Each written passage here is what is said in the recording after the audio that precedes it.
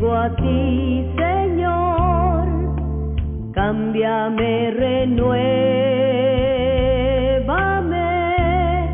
por la gracia que encontré en ti.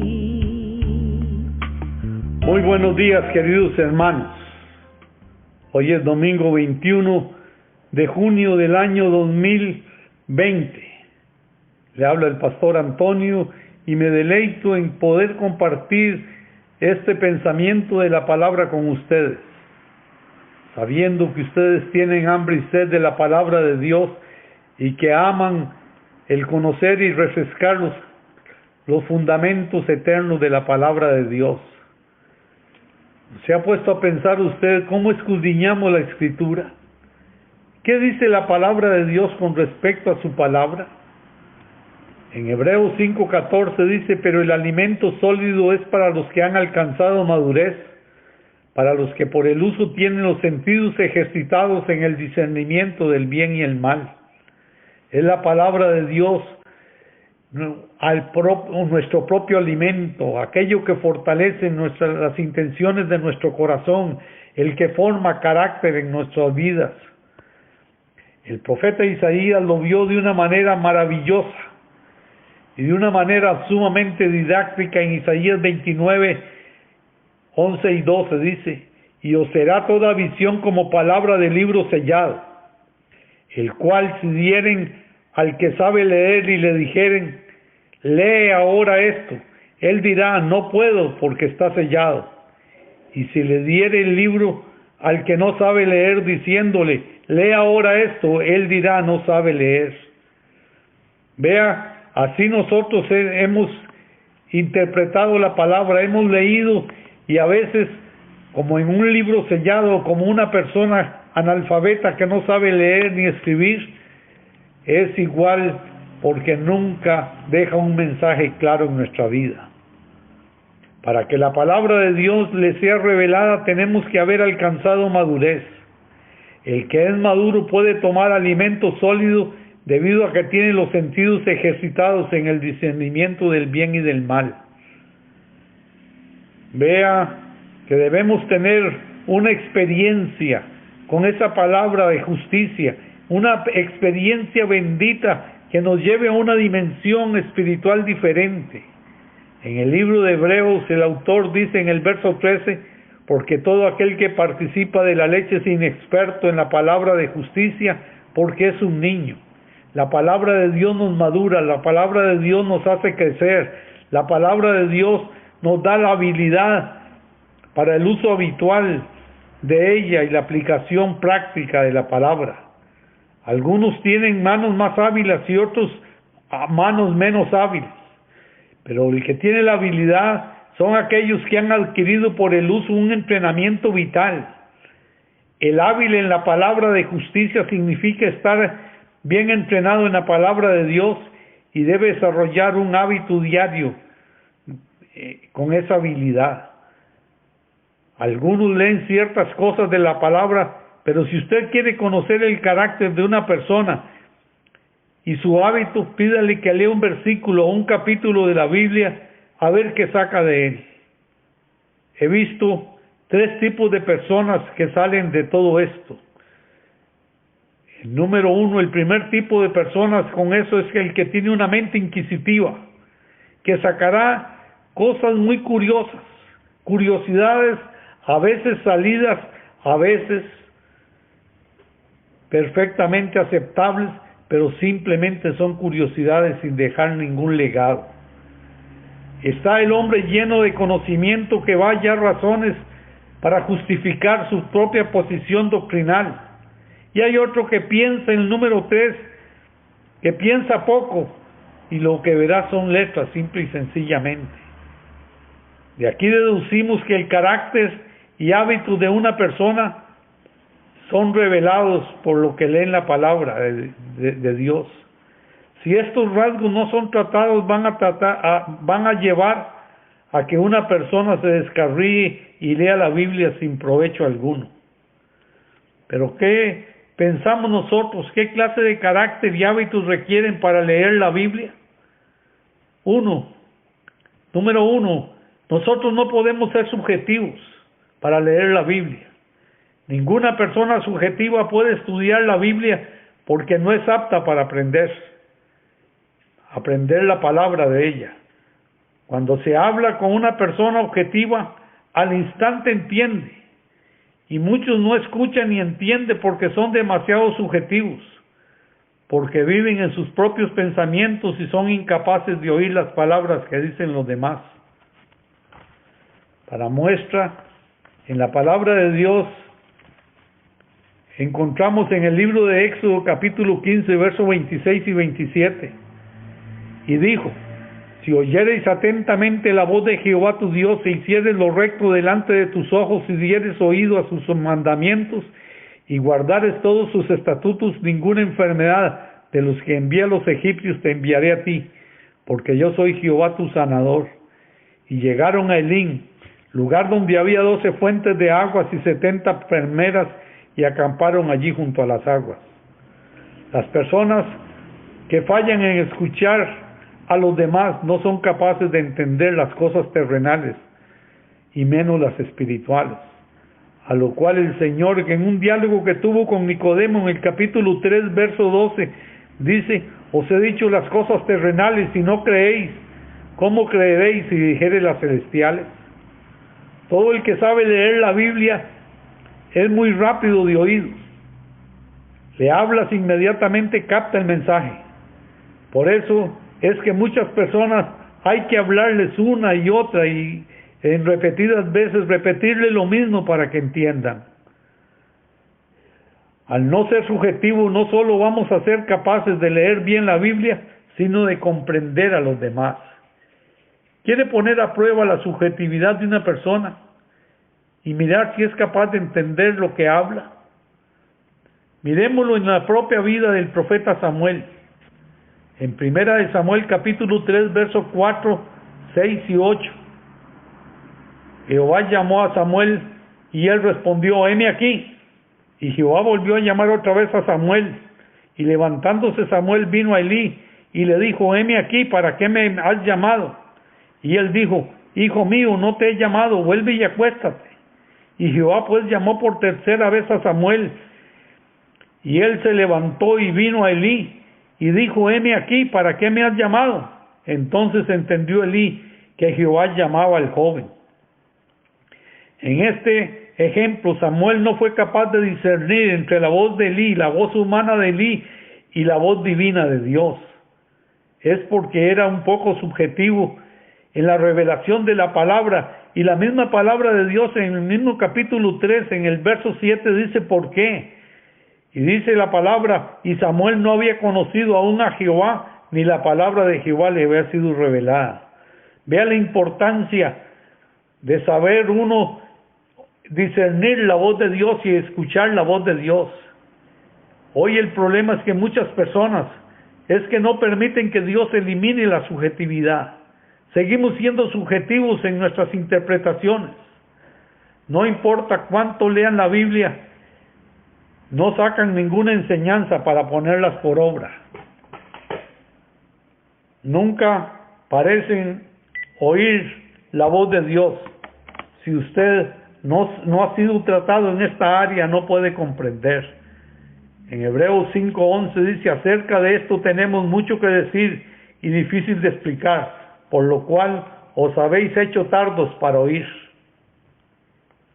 La subjetividad es una cosa muy seria y la persona no tiene manera de escuchar la palabra de Dios ni es capaz de comprender las cosas espirituales. El segundo aspecto que debemos tratar nosotros es de no ser descuidados.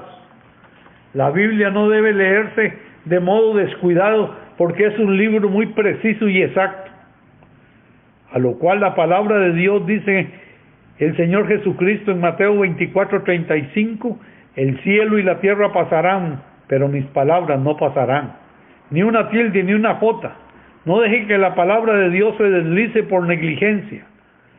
Entre más se conoce la palabra de Dios, más cuidadoso se vuelve. Debido a la inexactitud, usted puede desviarse. Debemos de desarrollar el hábito de la exactitud delante de Dios. La inexactitud traerá sobre nosotros falsas doctrinas. La palabra de Dios dice en Santiago 4:8, acercaos a Dios y Él se acercará a vosotros, pecadores, limpiad las manos, y vosotros los de doble ánimo, purificad vuestros corazones.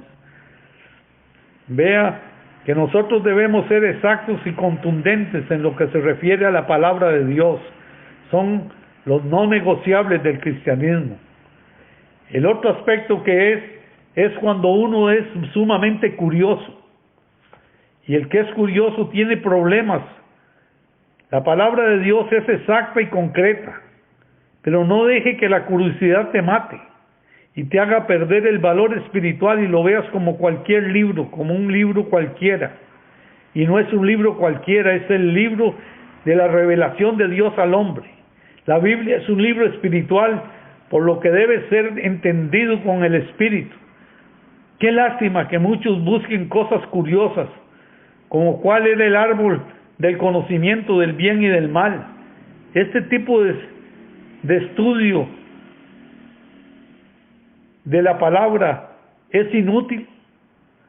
Hay muchos que buscan curiosidades, y vean en el libro de Génesis capítulo 3 versos 1 al 6 cómo la curiosidad hizo caer en pecado a Eva. Pero la serpiente era astuta más que todos los animales del campo que Jehová Dios había hecho, la cual dijo a la mujer, con que Dios os ha dicho, no comáis de todo árbol del huerto. Y la mujer respondió a la serpiente, del fruto de los árboles del huerto podemos comer, pero del fruto del árbol que está en medio del huerto de Dios no comeréis ni lo tocaréis para que no muráis. Entonces la serpiente dijo a la mujer, no moriréis, sino que sabe Dios que el día que comáis de él serán abiertos vuestros ojos y seréis como Dios, sabiendo el bien y el mal. Y vio la mujer que el árbol era bueno para comer y que era agradable a los ojos y el árbol codiciable para alcanzar sabiduría. Y tomó de su fruto y comió y dio también a su marido, el cual comió así como ella. Es decir, la Biblia es un libro espiritual. El estudio de la Biblia debe ser para sacar algo que traiga vida, que traiga un rema a nuestra vida, que se haga vida en nuestra vida y que sea capaz de dejar un legado y que nosotros podamos heredarlo. Uno de los problemas de las curiosidades se da en muchos que estudian las profecías, así como la curiosidad hizo caer a Eva y a Adán, porque querían ser superiores a Dios o por lo menos igual a ellos. Así mucha gente que se da en el estudio de las profecías erran por curiosidad y no porque aman el amor, no por amor al retorno del Señor por segunda vez por su pueblo, sino por conocer el futuro. Así las cosas espirituales se transforman en cosas no espirituales, sino en curiosidades y letra muerta. Discernamos delante de Dios lo que es esencial de lo que es incidental. Desechemos de nosotros la subjetividad, el descuido y la curiosidad, que son males comunes en el hombre. Necesitamos corregir estos males, cada uno de nosotros, y así tendremos la correcta revelación de la palabra. Nosotros, para leer la palabra, debemos entrar en los pensamientos de Dios. El Espíritu Santo escribió la Biblia, por lo cual hay que ponerse en contacto con la intención del original, del Espíritu Santo, de aquel que creó, de aquel que usó hombres y mujeres inspirados para revelar la palabra. El apóstol Pablo en 2 de Timoteo 3, 16, 17 dice, toda escritura es inspirada por Dios y útil para enseñar, para redarguir, para corregir, para instruir en justicia. O sea, debemos buscar cuál es el propósito original y eterno de Dios al dejarnos esta carta de amor revelada. Y en el verso 17 dice, a fin de que el hombre de Dios sea perfecto, enteramente preparado para toda buena obra. El valor de la palabra no se halla en sí mismo, sino en el pensamiento del que lo expresa. y el que lo expresa es el Espíritu Santo. ¿Para qué? Para prepararnos, para hacernos perfectos, para guiarnos a una vida perfecta, a una vida sin pecado. Vea cómo los saduceos habían estudiado la palabra, pero no la entendían. Necesitaban saber cuál era la intención del Espíritu que había revelado la palabra. Hoy debemos de fundirnos en los pensamientos con el Espíritu Santo. Debemos ser objetivos y fiarnos de nuestros propios pensamientos y no fiarnos de nuestros propios pensamientos. Cada vez que nos fundimos con el Espíritu, es como un río grande que es el Espíritu Santo. Él es el principal y yo soy el afluente, soy un pequeño río que entro en Él, pero me revuelvo con Él y luego fluyo como en una misma dirección. El libro de los Hechos 17:28 dice: porque en el Señor vivimos, nos movemos y somos, como algunos de nuestros propios poetas lo han dicho, linaje suyo somos. Cuando encontramos el pensamiento del Espíritu Santo, debemos ser objetivos, que podamos seguirlo. A veces encontramos la dirección correcta del Espíritu Santo, pero rápidamente le damos lugar a nuestro propio pensamiento y nos volvemos subjetivos y somos incapaces de estudiar la palabra. Para leer la Biblia hay que dejarse uno como el fluir de un río, que el Espíritu Santo nos guíe, Señor. Debemos dejar que el pensamiento del Espíritu Santo fluya en nosotros, de que fue el pensamiento de aquel que la creó. Pregúntese, por ejemplo, cuál es la intención básica del Espíritu Santo al escribir el pasaje. Hágase preguntas alrededor de ellos. Si no conocemos cuál es la intención básica del Espíritu Santo, podemos equivocarnos. Al estudiar la Biblia es estudiar los pensamientos del Espíritu Santo.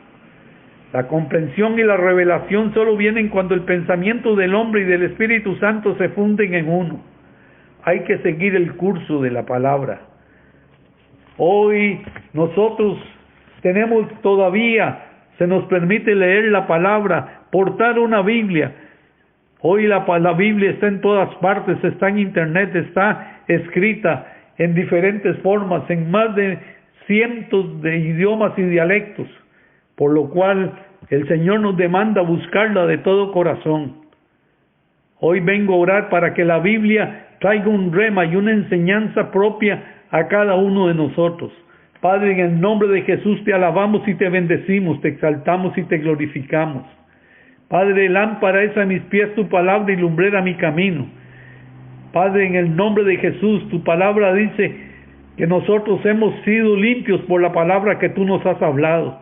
Que la palabra que hoy he expuesto, Señor, y he escudriñado un poquito, se haga un rema en la vida tuya, Señor, y que tenga una manera diferente de ver y leer la palabra y vivir por ella. Hoy te damos gracias por este momento que me permites compartir con mis hermanos, Señor, tu palabra. Jehová te bendiga y te guarde. Jehová haga resplandecer su rostro sobre ti y te llene de misericordia. Jehová levante sobre ti su rostro y te inunde de paz, y la paz de Jesucristo, que sobrepasa todo entendimiento, sea sobre ustedes y sobre sus familias. Que Dios les bendiga.